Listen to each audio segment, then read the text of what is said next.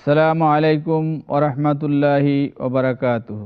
Piece TV বাংলার কাছের ও দূরের সুপ্রিয় দর্শক শ্রোতা, আপনাদেরকে আমন্ত্রণ জানাচ্ছি পবিত্র কোরআন শরীফে যে হেদায়েতের বাণী আছে, আল্লাহ যে হেদায়েত পাঠিয়েছেন সেগুলো বিবৃত করার যে পদ্ধতি আছে সেসব পদ্ধতি নিয়ে আমরা আলোচনা করব। তার ভিতরে মহান আল্লাহ এই পবিত্র কোরআনে নিয়মকানুনগুলো, হেদায়েতগুলো বর্ণনার জন্য উপমার ব্যবহার করেছেন। আমরা আজকের অনুষ্ঠানে এ নিয়ে আমরা আপনাদের সাথে আলোচনা করব। আজকের এই আলোচনায় অংশগ্রহণ করেছেন বিশিষ্ট ব্যক্তিবর্গ। আমরা আলোচনার পূর্বে তাদের সাথে আপনাদের পরিচয় করিয়ে দেব।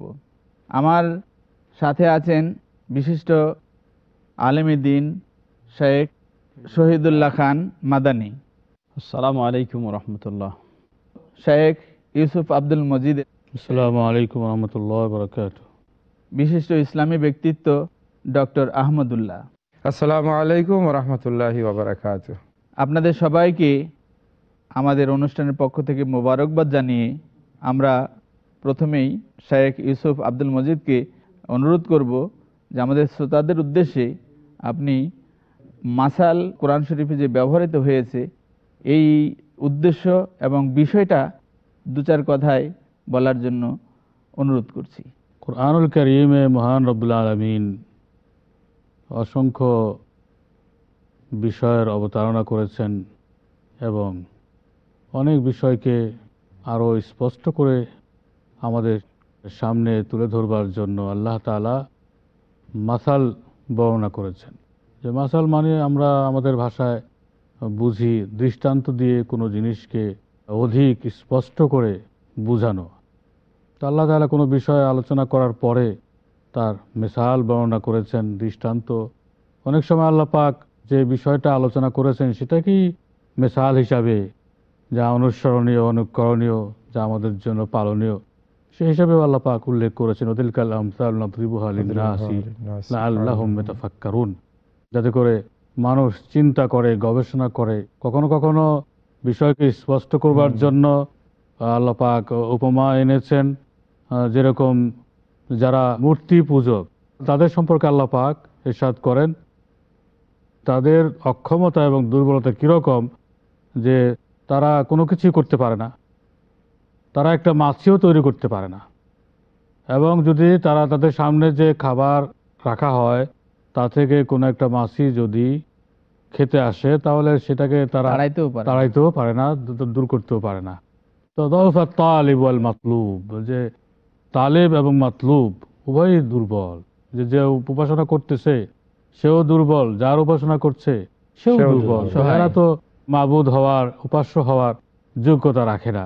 দুরিবা মাসালুন ফাসতামিউ লাহু, একটা মিসাল আমি বর্ণনা করছি, তোমরা এটাকে শোনো এবং চিন্তা করো যে মূর্তি পূজা এর অসারতা, এটা কত অন্তঃসার শূন্য এবং কত অর্থহীন, তাৎপর্যহীন। আমরা এখন শেখ শহীদুল্লাহ খানের কাছে আমরা যাব যে এইগুলো দিয়ে আল্লাহ বিভিন্ন তথ্য উপবেশন করেছেন, পরিবেশন করেছেন। কোরআনের যে শিক্ষাটা, সেই শিক্ষাটার সাথে এই দিয়ে বলার প্রয়োজনটা বেশি কেন, এই ব্যাপারে আমাদের একটু আলোচনা করবেন। আল্লাহ রাব্বুল আলামিন মানুষের হেদায়েতের জন্যই এই কোরআনুল কারীম নাজিল করেছেন। তো কোরআনুল কারীমে আল্লাহ রাব্বুল আলামিন যে বিষয়গুলি তুলে ধরেছেন এগুলি যেন মানুষের কাছে খুব সহজেই বোধগম্য হয়, সহজেই বিষয়টার আসল ভাব যেন তারা উপলব্ধি করতে পারে, এজন্য আল্লাহ রাব্বুল আলামিন শুধু নির্দেশ ও নিষেধ সূচক বাক্যগুলি ব্যবহার করে শেষ করেননি, বরং সেগুলিকে আরও ফুটিয়ে তোলার জন্য আল্লাহ রাব্বুল আলামিন বিভিন্ন দৃষ্টান্ত উপস্থাপন করেছেন। এজন্য আরবিতে বলা হয় যে আল আমসাল তুকাররিবু ইলাল আযহান, যে আল আমসাল মানে দৃষ্টান্ত পেশ করলে মানুষের ব্রেনে জিনিসটাকে, মানুষের বোধ শক্তির কাছে সেটাকে আরো স্পষ্ট করে দেওয়া যায়। আমি একটু জানতে চাই যে আমসাল এটাকে দিয়ে কি, যে প্রবাদ যেটাকে বলা হয়, যে প্রবাদ যেটা মানুষের লোকমুখে একটা প্রবাদ থাকে, এই আমসাল দিয়ে কি প্রবাদ বোঝানো হয়েছে নাকি দৃষ্টান্ত দিয়ে? আসলে এই আমসাল দ্বারা প্রবাদ যেগুলি সাধারণত লোকে মুখে যেগুলি ব্যবহার হয় সেই প্রবাদের মধ্যে কতগুলি রয়েছে বাস্তব রয়েছে, কতগুলি রয়েছে অবাস্তব। কিন্তু আল্লাহ সুবহানাহু ওয়া তাআলা যেগুলি নিয়ে এসেছেন সেগুলি কোনো অবাস্তব নয়, প্রতিটি বাস্তব জিনিসই আল্লাহ রাব্বুল আলামিন দৃষ্টান্ত। যেটা লোকমুখের যে সমস্ত প্রবাদ প্রচলিত, জি, সেগুলো তো আল্লাহ পাক কোরআনে বর্ণনা করেন না। আল্লাহ রাব্বুল আলামিন সেগুলি নিয়ে আসেননি, বরং যেগুলি বাস্তব বিষয় বোঝানোর জন্য, উদাহরণস্বরূপ যেমন আপনি একটা উল্লেখ করেছেন, এই ধরনের অনেক যারা মনে করেন আমরা এখানে আমসালের অর্থ প্রবাদ নয়, না, প্রবাদ নয়, এখানে আমসাল এখানে মানুষকে দৃষ্টান্ত একটা দিয়ে দৃষ্টান্ত দিয়ে বুঝিয়েছেন, পরিষ্কার করে দেওয়া বিষয়টি। জি, উপমা, কোন জিনিসকে বোঝানোর জন্য। জি জি, উদাহরণস্বরূপ যেমন আমরা কোরআনের ধারক বাহক আমরা দাবি করছি, কিন্তু যদি এই কোরআন না মেনে থাকি, এর দৃষ্টান্ত আল্লাহ রাব্বুল আলামিন সুন্দরভাবে যারা তাওরাতের ধারক বাহক দাবি করলো কিন্তু তাওরাত মানে না, আল্লাহ রাব্বুল আলামিন বলছেন মাসালুল্লাযীনা হুম্মিলুত তাওরাত সুম্মা লাম ইয়াহমিলুহা কামাসালিল হিমারি ইয়াহমিলু আসফারা। যারা তাওরাতের ধারক বাহক হিসাবে দাবি করল, তাওরাত গ্রহণ করলো কিন্তু আসলে তাওরাত এরপরে তারা বহন করলো না, মানে তাওরাত মানে না, তাওরাতে যা বলা হচ্ছে সেটা পালন করে না তারা। কামাসালিল হিমার, এদের দৃষ্টান্ত হলো একটা গাধার মতো, ইয়াহমিলু আসফারা, যে গাধা পিঠে অনেক বোঝা বহন করে, অনেক কিতাবপত্র বহন করে, কিন্তু সে আসলে কিছু নিজেই উপলব্ধি করতে পারে না, নিজে উপকৃত হতে পারে না।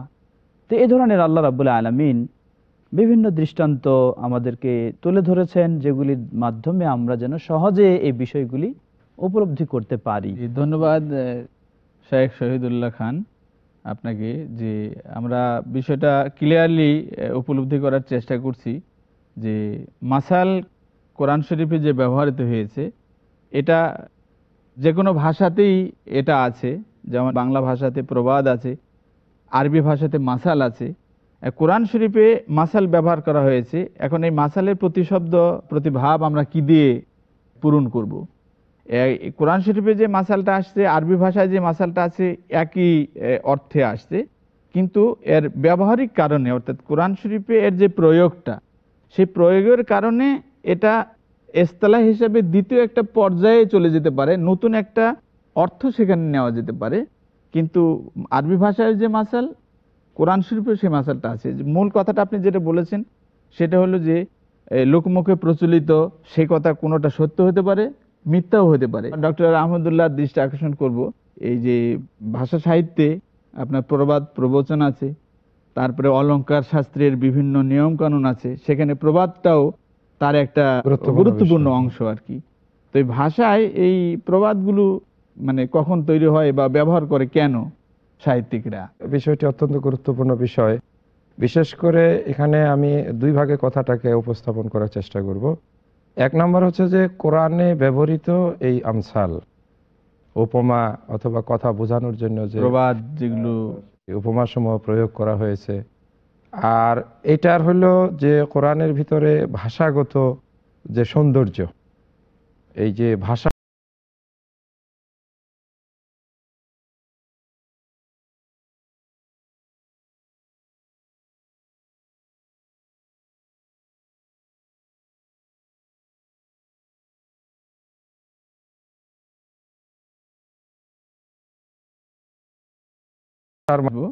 সুপ্রিয় দর্শক শ্রোতা, আমাদের সময় হলো একটু বিরতিতে যাবার।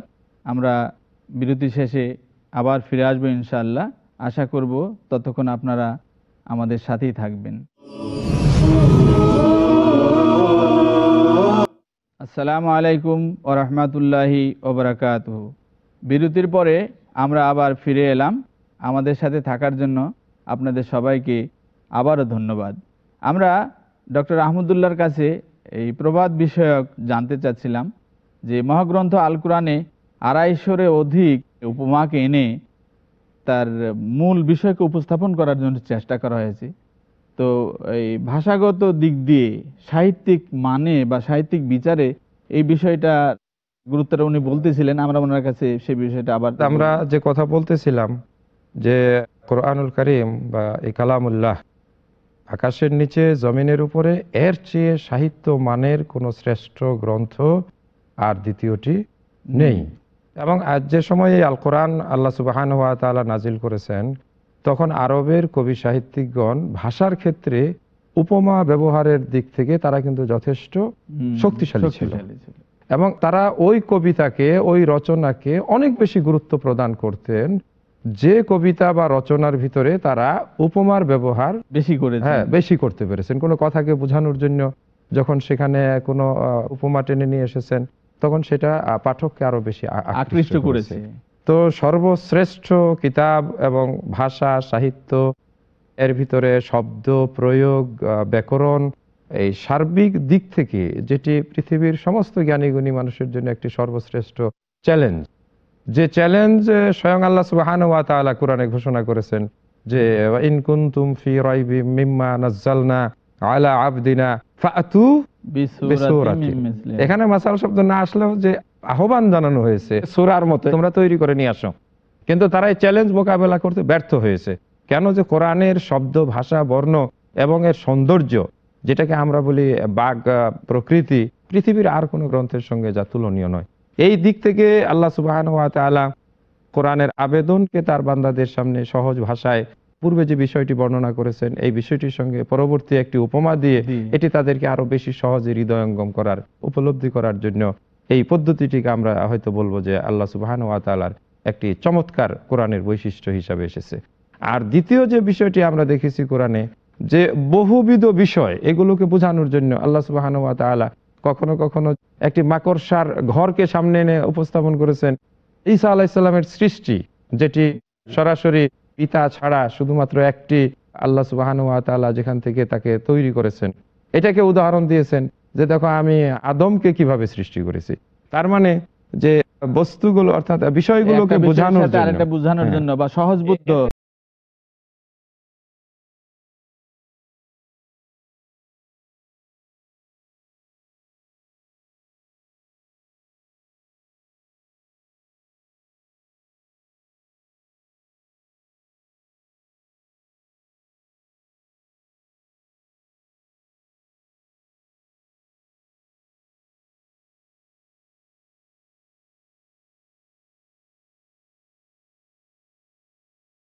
চিন্তার ক্ষেত্রে একটা আলাদা ডাইমেনশন তৈরি হচ্ছে, মানুষ চিন্তার ক্ষেত্রে নতুন করে ভাবার সুযোগ পাচ্ছে। পাঠ করার ক্ষেত্রে যখন সে পড়ে যাচ্ছে তখন সেখানে একটা স্বাচ্ছন্দ্য বোধ, গতি চলে আসতেছে, যেটা কোরআনের একটা আলাদা গুরুত্বপূর্ণ বৈশিষ্ট্য। আমরা বলতে পারি যে মানে এটাও পাঠককে আরো বাস্তব বিষয়ের সাথে সম্পৃক্ত করছে, বাস্তব বিষয়ের দৃষ্টান্তগুলি বাস্তব বিষয়ের সাথে তো ধন্যবাদ ডক্টর আহমদুল্লাহ। এখানে আমরা যে বিষয়টা দেখলাম যে এই উপমা প্রবাদ বা মাসাল যেটা আছে, আমসাল যেটা আছে, এটার যেমন সাহিত্যিক বিচারে এর একটা আলাদা গুরুত্ব আছে, আবার অন্য দিক দিয়ে যেটা সেটা হলো যে বিষয় উপস্থাপনের ক্ষেত্রে কোনো বিষয়টা যদি মনে হচ্ছে যে বুঝেও কেউ বুঝতে চাচ্ছে না অথবা বুঝাটা তার জন্য একটু ডিফিকাল্ট হয়ে যাচ্ছে বা দার্শনিক হয়ে যাচ্ছে, তখন ওই জিনিসটাকে সহজভাবে পাঠকের কাছে উপস্থাপনের জন্য এই উপমার আশ্রয় নেওয়া হয়, মাসালের। এখানে বলা যেতে পারে যে এক পূর্বে বর্ণিত যাকে উপমা হিসাবে দাঁড় করা হচ্ছে, একটা উদাহরণ দেওয়া যায়, যেমন একজন কপট ব্যক্তি, একজন মুনাফিক ব্যক্তি, তার যে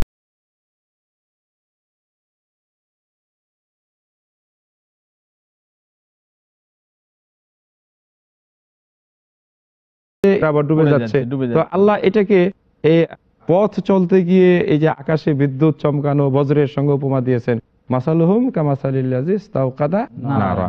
এরা কখনো কখনো আলোর স্পর্শে যায়, তখন আলোকিত হয়, কিন্তু যখন আলোকিত হয় তখনই তাদেরকে বজ্র, তারপরে অন্ধকার অথবা এগুলো আবার তাদেরকে মানে তাদের কপটতা তাদেরকে আবার অন্ধকারের ভিতরে নিপতিত করে, আলো চলে গেল। এই যে উপমাটা দিল অন্ধকার, বজ্র অথবা ভয়ঙ্কর অবস্থার সঙ্গে, এই তৃতীয় ব্যক্তি যখন এই উপমাটা থেকে সে উপলব্ধি করলো যে এই হচ্ছে মুনাফিক ব্যক্তির পরিণতি, তখন সে সহজে ওই কাজ জিনিসটা গ্রহণ করতে পারে। জি, ধন্যবাদ। তো শায়েখ শহীদুল্লাহ খান, তো বিষয়টা যেটা সেটা হলো যে এই কোরআন শরীফের বিভিন্ন জায়গায় আমরা যখন দেখলাম যে এই যে মাসালগুলো ব্যবহার করেছেন, সেখানে অনেক জায়গায় এই মাসাল শব্দটা ডাইরেক্ট ব্যবহার করেছেন, আবার এমন অনেক জায়গায় এই দৃষ্টান্ত বা প্রবাদগুলো আসছে সেখানে এই মাসাল শব্দটা ওখানে ব্যবহৃত হয়নি, এরকম অনেক মাসাল আসছে। যেমন লা ইয়াকতাব বাযুকুম বাযান আইয়ুহিব্বু আহাদুকুম আইয়াকুলা লাহমা আখিহি মাইতান ফাকারিহতুমুহু, এখানে মাসাল শব্দটা কোনো জায়গায় নাই, কিন্তু এটা একটা উপমা মাসাল হিসাবে চলে আসছে যে তোমরা যে একজন আরেকজনের পরনিন্দা, যেটা গীবত করতেছো, এটা যে কত খারাপ এটা যে কত ক্ষতিকর এবং এটা কত যে নিন্দনীয় বিষয়, এটা বোঝানোর জন্য মহান আল্লাহ সেখানে উদাহরণ দিয়ে বলছেন যে তোমার আপন ভাই যদি মৃত্যুবরণ করে, এই মৃত ভাইয়ের মাংস কি তুমি খেতে পারো? ফাকারেই তুমুহ, এর চেয়ে অপছন্দনীয় কোনো বিষয় তো তোমার কাছে হতে পারে না। প্রথমত সে মৃত্যু, তারপরে আবার তোমার ভাই, এটা হতেই পারে না। তো ঠিক তুমি অন্যের যদি এই পরনিন্দা করো, গীবত করো, পরচর্চা করো, তাহলে তোমার ভাইয়ের মাংস খাওয়ার চেয়ে আরো বেশি চাইতে নিন্দনীয়। এটা এর সঙ্গে উপমা আমি এখানে একটু যুক্ত করতে পারি। সেটা হলো যে এই যে কোরআনে মাসাল ব্যবহার করার অনেকগুলো তো আল্লাহ সুবহানাহু ওয়া তাআলার উদ্দেশ্য দিক রয়েছে। একজন মানুষকে বুঝাতে গিয়ে তার যে জ্ঞানের যে একটা সীমা, যেটাকে আমরা বলবো সব মানুষের ধারণ ক্ষমতা অথবা জ্ঞানের পরিধিটা সমান নয়। তখন যা মনে করে যে খুব তীক্ষ্ণ ধী সম্পন্ন ব্যক্তি, তাকে আমরা সহজে বুঝাই ফেলতে পারি। কিন্তু যে ব্যক্তি একটু ধারণ ক্ষমতার দিক থেকে দুর্বল, তখন তার জন্য একটা মাসাল হলে কি হয়, সুবিধা হয় যে সে সহজে জিনিসটা বুঝতে পারে। ইউকারিবুল আযহান যেটা উনি বলছেন আর কি প্রথমে, যে এটা দাওয়াতের ক্ষেত্রে একটা গুরুত্বপূর্ণ বিষয়। এই কোরআন মাজিদ তো আল্লাহ রাব্বুল আলামিন নিজে বলছেন এটা হলো হুদাল লিন-নাস, হুদাল লিল মুত্তাকিন। অতএব মানুষকে এই কোরআন মাজিদ বহু দিক থেকে হেদায়েত দিয়ে থাকে। তার মধ্যে একটা দিক এটাও আমরা বলতে পারি যে একজন মানুষ আর একজন মানুষকে কিছু জিনিস বুঝাতে চাইলে যে পদ্ধতিগুলি সে অবলম্বন করবে, তার মধ্যে একটা দৃষ্টান্ত উপস্থাপনের মাধ্যমে তাকে বুঝাবে।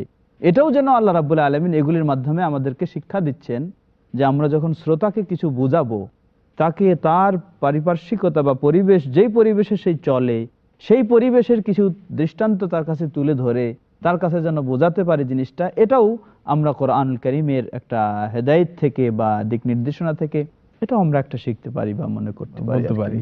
তো ধন্যবাদ শায়েখ শহীদুল্লাহ খান মাদানী। আমরা আপনাদের দুজনের বক্তব্য থেকে স্পষ্ট বুঝতে পারছি যে এর যে সাহিত্য মান, সাহিত্যিক বিচারে এবং এই বিষয়ে উপস্থাপনের জন্য, বিষয়টাকে বোধগম্য ও সহজবোধ্য করার জন্য এর কোনো বিকল্প হতে পারে না। যার জন্য এই পবিত্র কোরআন শরীফে সাহিত্যের এই দিকটা অত্যন্ত গুরুত্বের সাথে উপস্থাপিত হয়েছে।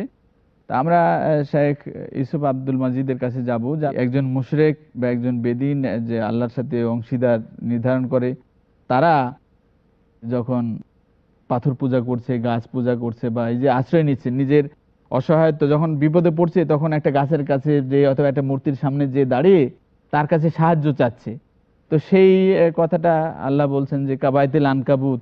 তো এই বিষয়টা আমাদের শ্রোতাদের উদ্দেশ্যে একটু বললে বিষয়টা ইনশাআল্লাহ পরিষ্কার হয়ে যাবে।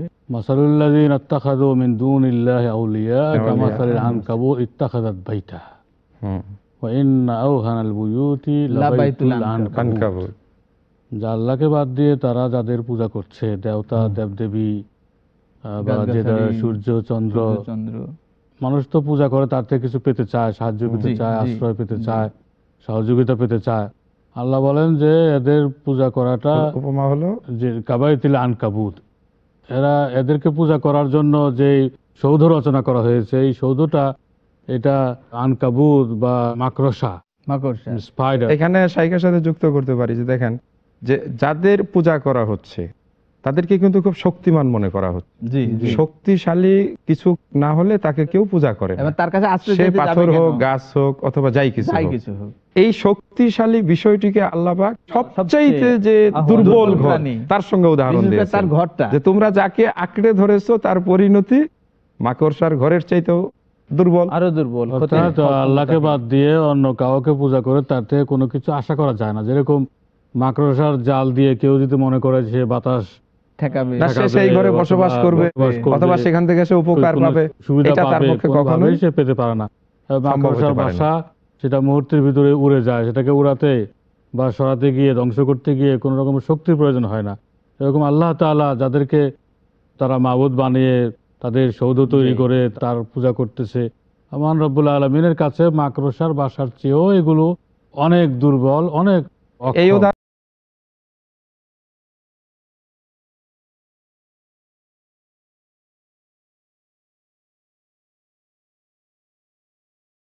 যেমন মাকড়সার জালের কথা বলা হয়েছে, একটা অত্যন্ত দুর্বলতার দিক থেকে সর্বনিকৃষ্ট একটি ঘর হচ্ছে মাকড়সার ঘর। আবার এখানে এসে একটি মাছির যে পাখা বলা হয়, যার কোনো ক্ষমতা বা মূল্য শক্তি নাই। সামান্য বাতাসে যেটা ভেঙে চুরমার হয়ে যায়, এই ধরনের অতীব দুর্বল জিনিস দিয়ে আল্লাহ সুবহানাহু ওয়া তাআলা উদাহরণ দেন। এখানেও কিন্তু আরেকটি, তাদের অন্তঃকরণ, তাদের হৃদয়, তাদের চক্ষু এমন হয়ে গেছে যে সেখানে কোনো সত্য ঢুকবে না, মানে পাথরের চাইতে সুম্মা কাসাত কুলুবুহুম আও আসাদ্দু কাসওয়া, এগুলি সবই উদাহরণ। ধন্যবাদ ডক্টর আহমদুল্লাহ, এবং আপনাদের সবাইকে অশেষ ধন্যবাদ আজকে মূল্যবান আলোচনা উপস্থাপনের জন্য, উপহার দেওয়ার জন্য। সুপ্রিয় দর্শক শ্রোতা, আমরা আজকের আলোচনা থেকে একটা মূল্যবান বিষয়ে জানতে পেরেছি, সেটা হলো যে পবিত্র কোরআন তার বিষয়বস্তুগুলোকে, হেদায়েতকে মানুষের সামনে উপস্থাপন করার জন্য, হেদায়েতকে সহজবুদ্ধ করার জন্য, বোধগম্য করার জন্য সাহিত্যের একটা অনন্য বৈশিষ্ট্য দিক সে আশ্রয় নিয়েছে, এবং সেখানে আছে সেটা হলো মাসালের ব্যবহার, প্রবাদের ব্যবহার, প্রবাদ প্রবচন, এটা দৃষ্টান্ত দিয়ে